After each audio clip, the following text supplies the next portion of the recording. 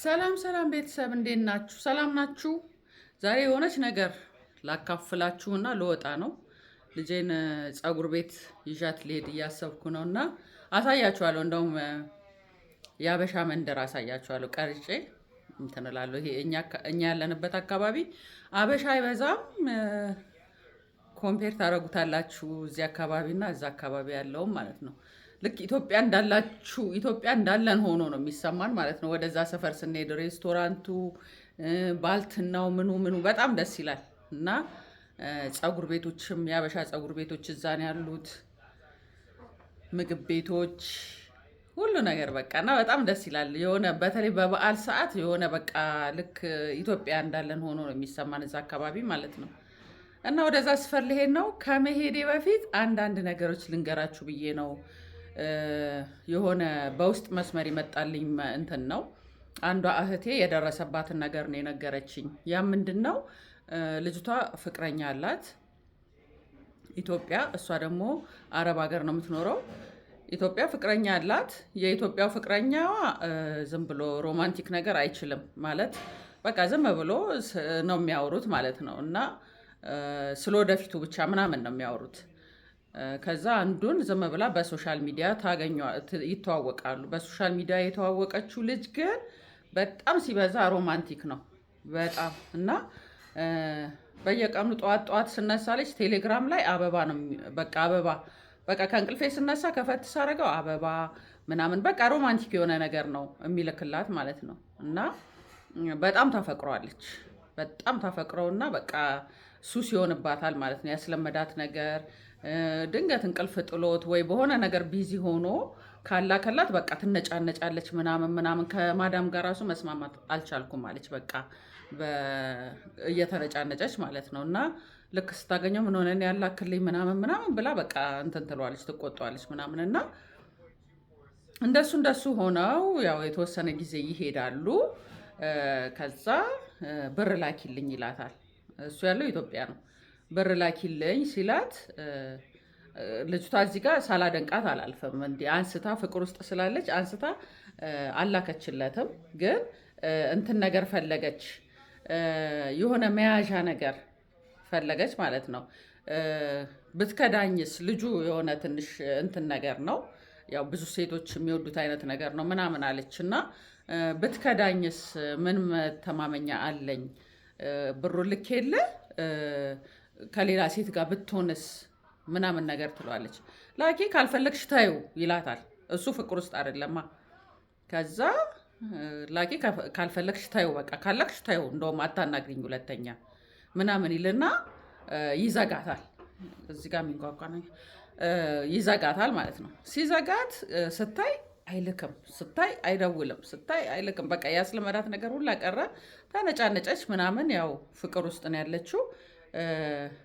እንደዛ ሆኖ ከዛ መጨረሻ ላይ ቆይ እስቲ ላስቀናው ትልና የኢትዮጵያውን እንግዲህ ትታው ነበረ።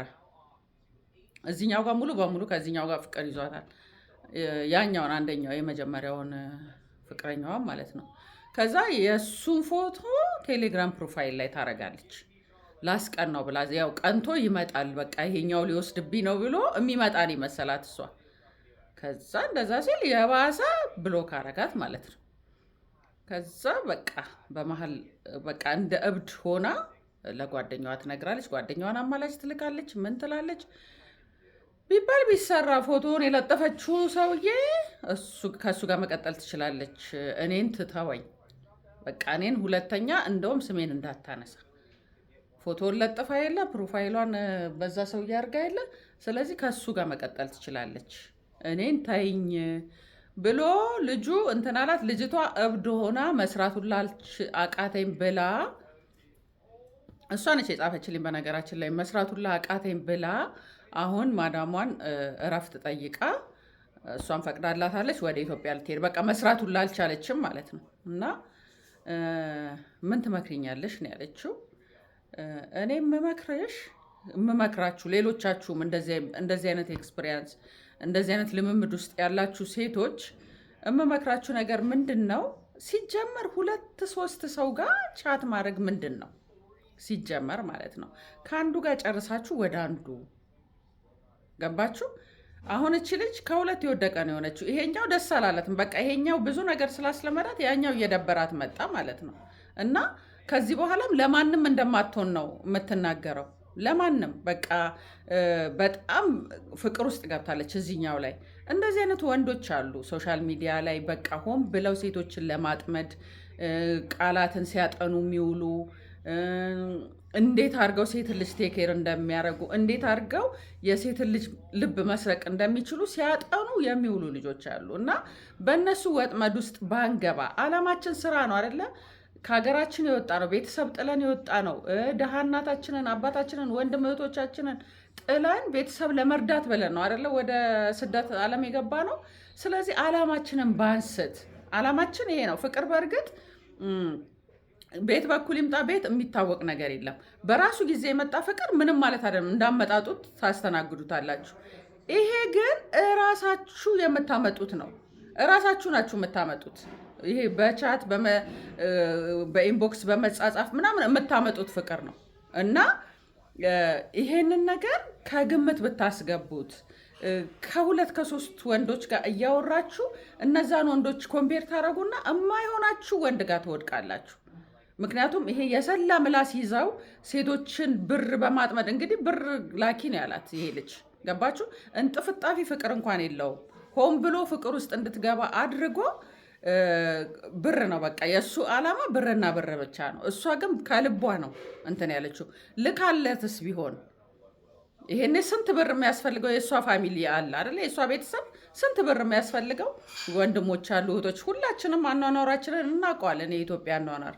እና ይሄኔ ቤተሰብ ደግሞ ተበድሮ ምን ብሎ ነው የላካት? ዓላማ መሳት ማለት ይሄ ነው። እና ያንን ትታ ይሄኔ ያኛው ቁም ነገረኛ ነው፣ ይሄኔ ለትዳር ነው እንትን የሚላት።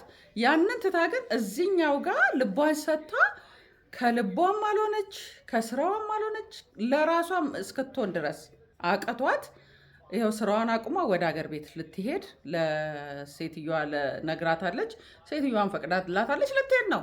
እና ምን ልላችሁ ነው፣ ወጥመድ ውስጥ አትግቡ በገዛ እጃችሁ።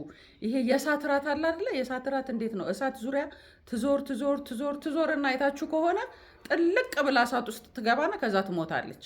ልክ እንደዛ አትሁኑ። እሳት ዙሪያ መሽከርከር አቁሙ።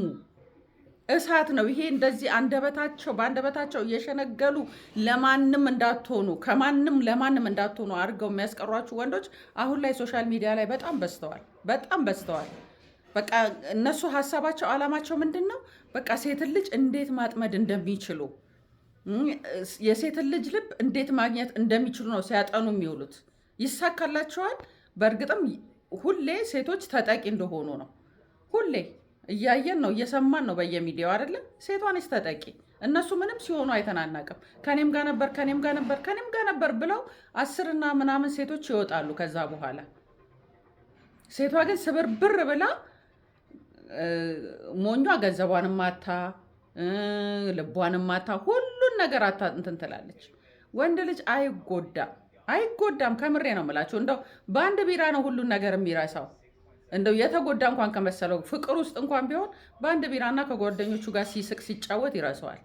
ሴት ልጅ ግን ሁሌ ህመሟን ይዛ አፍና ተጠቂ የምትሆነው ሴቷ ነች።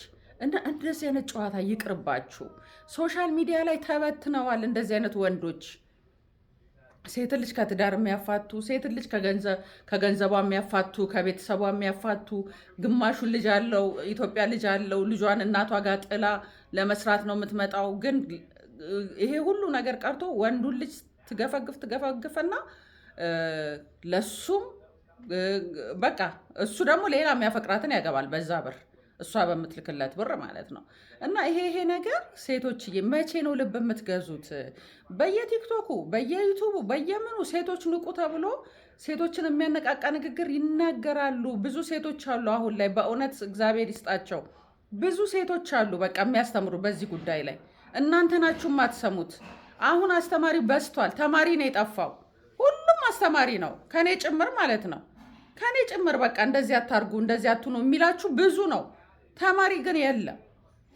አንድ ሰው አይሰማም። ሁሌ አይነቱን ቀይሮ ሁሌ ተበላው ነው፣ ሁሌ አፍቅሬው ከዳይ ነው፣ ሁሌ እንደዚህ ነው። ከምንድን ነው የምትማሩት? ብልጥ ከሆናችሁ እኮ ከሌላኛው ስህተት ነው መማር የምትችሉት። እናንተ ጋር እስኪመጣ ለምን ትጠብቃላችሁ? ለምን ወደ ራሳችሁ ትጋብዙታላችሁ? በራሳችሁ እንትን አሁን ይሄ ልጅ ሌላ እጮኛ አላት እንግዲህ እሱን ጥላ ነው ከዚህ ጋር አፉ ቂቤ ስለሆነ ወደዚህኛው ተገለበጠች። ይኸው ለምንም እንዳትሆን አድርጎ ተዋት። ለምንም እንዳትሆን ተጎዳች። ስራዋን መስራት አልቻለችም። ከማዳም ጋር መስማማት አልቻለችም። በቃ ፍቃድ ስጪኝ ብላ እሷን ፈቀደችላት። እግዚአብሔር ይስጣት ፈቀደችልኝ አለች። ባትፈቅድላትስ ብዙ አይነት ነገር ይሄኔ አረብ ሀገር እንዲህ አይነት ጉዳት ባሰሪዎቿ ደረሰባት ምናምን የሚባሉ እህቶች ይሄኔ በእንደዚህ አይነት ምክንያት ሊሆን ይችላል። እና በጣም ደግሞ እኔ ግራ የሚገባኝ በጣም አሁን ነው እንደውም አሜሪካ ምናምን እየተሰማ ያለው እንደዚህ በፍቅር የተጎዱ ሴቶች ይበልጡ አረብ ሀገር ያሉ ሴቶች ናቸው ተጎጂዎቹ። ለምን እንደሆነ አላውቅም። እና ለምንድን ነው? ስራችሁን አክብሩ፣ ስራችሁን ውደዱ። ስራ ሲኖራችሁ፣ ገንዘብ ሲኖራችሁ ፍቅርም ብሎ እራሱ የወደደች ሰው ይመጣል። የወደድሽው በገንዘብ የምትገዢው ፍቅር ሳይሆን እራሱ የወደደች ሰው ይመጣል ገንዘብሽን ስትይዥ። በተረፈ ግን ለምንም ሳትሆኝ ነው የምትቀሪው። ለምንም ይኸው እንደዚች ልጅ እቺ ልጅ እንደውም ብዙም አልተጎዳችም ባይነኝ ነኝ። ብዙም አልተጎዳችም እውነት ለመናገር ምክንያቱም ብር ላኪ ሲላት እንኳን አላከችም። በቃ ግን እንደ አንዳንድ ሞጆች ቢሆን ብር ትልካለች፣ አምጪ ይላታል፣ ያንንም ይወስዳል፣ እንደገና አምጪ ይላታል። ልካ ባዶዋን ትቀር ነበር። እሷም ግን ትንሽ ይሄ በየሚዲያው የሚሰጠው ትምህርት ትንሽ ፍሬ እያፈራ ነው ማለት ይቻላል። ትንሽ ያንን እየሰማች ስለሆነ ነው ሰጥቼው ቢክደኝስ በሚል ላለመስጠት እንትን ያለችው ማለት ነው። እና አፈቅርሻለሁ እወድሻለሁ እያለ የአበባ መዓት የምን መዓት ይሄ ምናምን የሚልክ በሙሉ ያፈቅርሻል ማለት አይደለም። ስለዚህ እህቶቼ እባካችሁ እራሳችሁን ጠብቁ። አላማችሁን አትሳቱ። የሄዳችሁት ለገንዘብ ህይወታችሁን ለማሻሻል ራሳችሁን ለመቻል ቤተሰብ ለመርዳት ነው አይደለ? እሱን አሳኩ በፊት። ከዛ በኋላ ሁሉም ይደረስበታል። ስቴፕ ባይ ስቴፕ። ሁለት እግር አለኝ ተብሎ ሁለት ዛፍ ላይ አይወጣም ይባላል።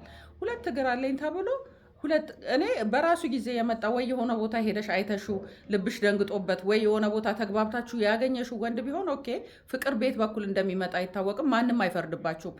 እናንተ ግን እራሳችሁ ናችሁ ጎትታችሁ የምታመጡት በሶሻል ሚዲያ። እራሳችሁ ሀይ ሲልሽ ምን ሲልሽ ማሬ ሲልሽ ምናምን ልብሽ ይወሰዳል። ስቶፕ በሉት በቃ። ቴንኪዩ በቃ። አሁን ሀሳቤ ይሄ አይደለም አላማዬ። አላማችሁን አሳኩ። ከአላማችሁ አትዘናጉ እባካችሁ እህቶቼ። ይህንን ነው ማለት የምፈልገው። መልካም ቀን። ባባይ